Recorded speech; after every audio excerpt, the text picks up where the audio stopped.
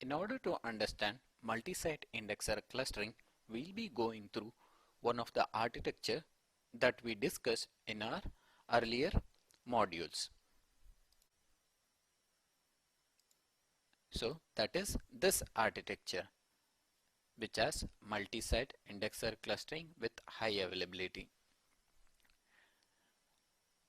This is the architecture we'll be deploying on our Amazon AWS as part of this tutorial. In this architecture, you can see there is a site 1, site 2, which makes it a multi-site Splunk deployment, and indexer site 1 cluster and site 2 cluster.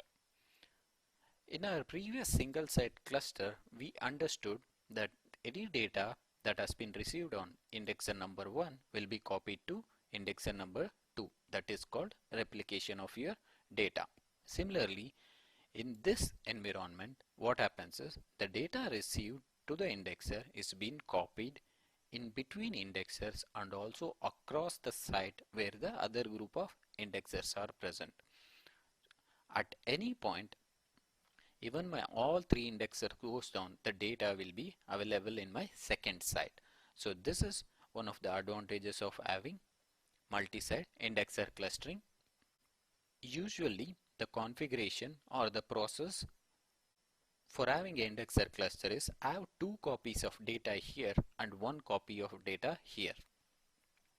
We'll be controlling these configuration, how many number of copies should be in how many number of indexers and which site should hold the most number of copies using search and replication factor in our next videos.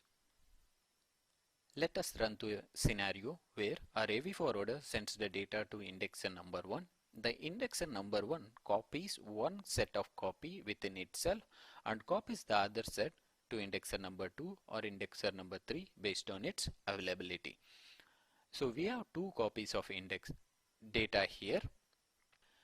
Once these two copies are completed, another set of copy is copied across this indexer so that at any point of time two of these indexers goes down which are holding similar data, the data should be retrieved from these indexers.